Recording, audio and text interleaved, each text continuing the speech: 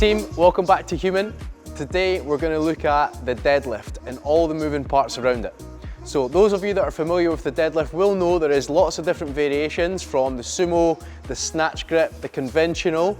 We're going to be looking at the conventional deadlift today. The most important part of a deadlift is your form. Once your form is correct, you can start adding weight, you can start adding reps and just general volume. Before we get started, I want you to like, share and subscribe. Send this video to all your friends.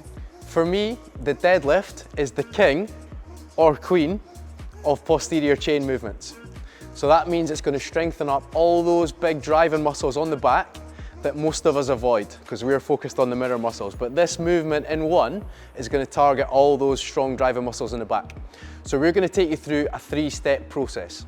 Performing the deadlift once or twice a week is going to be really good for you. If you've hurt yourself before doing the deadlift, Jack is going to take us through how to perform the deadlift with correct form. Okay, so we're going to do this as a 3-step process. Step 1 is the preparation, and the preparation begins with making sure that you are warm. Once we are warm, we're going to start with a lighter weight. So we're not just going to go straight in there at big maximum effort lifts. We're going to drill the perfect posture at the lighter weights. So what we have here is a bar, and Ella's going to demonstrate. So we've got 20 kilos on each side and a 20 kilo bar. This is close to my 1 rep max, but it's not Ella's, so I'm going to get her to demonstrate at the lighter loads. So what we're going to do to get started is we're going to go through the movement with no weight at all. And I would advise you to do the same because you can use this as a little bit of a warm-up.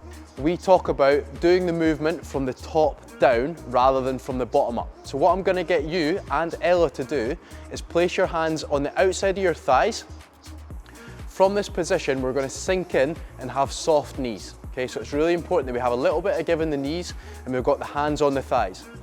From this position, all I'm going to get Ella to do is slide her hands down her thighs, but keep her back flat. So in order to do that, she's going to have to move her hips back.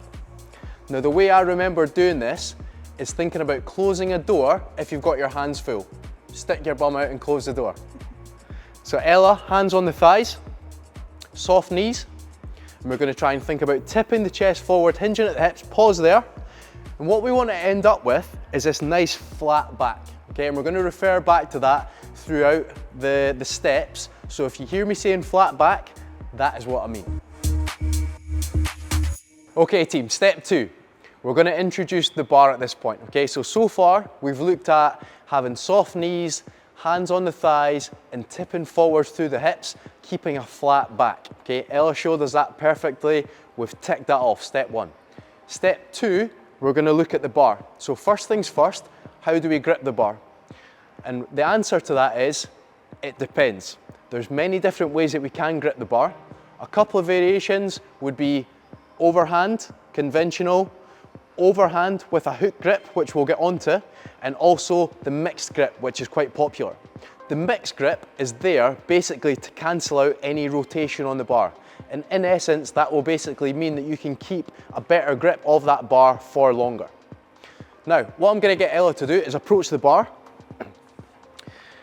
When we approach the bar, we want to make sure that we're close enough to the bar, but not too close. So a good reference point is to look down and make sure you can see the top of your shoelaces, where you've loop, swooped and pulled.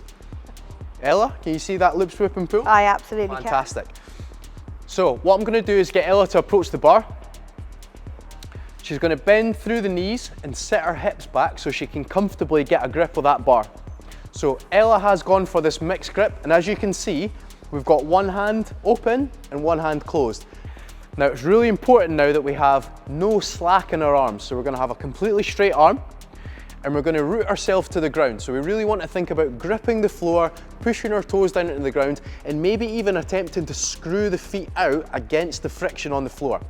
Once we're in that position, we can take the slack out of our arms by drawing the shoulder blades back, and then Ella's going to move the bar up in one movement. Rest. Right, step 3, the final step. We're basically going to look at movement efficiency here. So we've already learned how to set ourselves up, we've learned the pattern, we've put some weight on the bar, we've started to move it, and now we're going to look at the efficiency of what you do. Because this movement doesn't just pop up in a fixed setting, it comes up in lots of different aspects of our sport of functional fitness. So the efficiencies we're going to look at is pulling the slack out the bar and hips not rising above the shoulders. So a really common mistake we see with the deadlift is when somebody is in their bottom position, they pop their hips up before lifting their shoulders. That makes you look like you're almost folding like an armchair. We want the movement to be really nice and smooth so your hips and shoulders lift at the same time. For example, my hips and shoulders are raising at the same time, as opposed to lifting your hips and then bringing your shoulders up. Jack is going to demonstrate a good deadlift and a bad deadlift, just so you can see the difference in how the form looks. So approaching the bar. Good one first. Good one first. He's going to take the slack out of the bar. He's going to lift his shoulders and his hips simultaneously whilst keeping the barbell really nice and close to his legs. Now for the bad rep, relax, shake it out, shake it out. This time, he's gonna pop his hips out and up before he's lifted his shoulders and his chest. You can see he almost looks like a chair that's unfolding.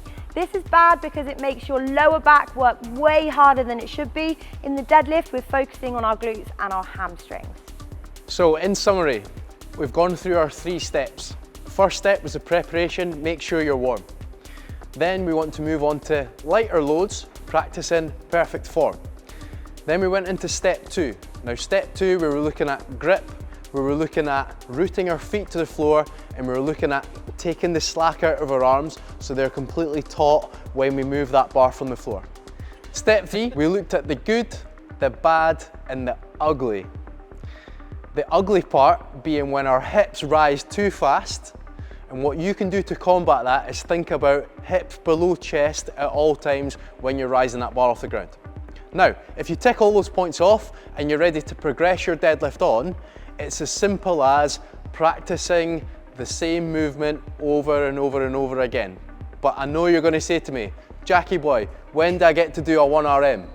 And the answer is, we need to build up to that. So what I'm going to tell you to do is increase the volume of reps or weight incrementally over a period of 8 to 12 weeks. That is going to prepare your body to execute the deadlift and one day achieve a 1RM. Very good advice, Jack. Well done. There we have it, the deadlift, the conventional deadlift. If you've liked what you've seen today, please like, follow, subscribe, share, all the good stuff. Hit that bell so you don't miss any videos from us. We've got loads coming this year.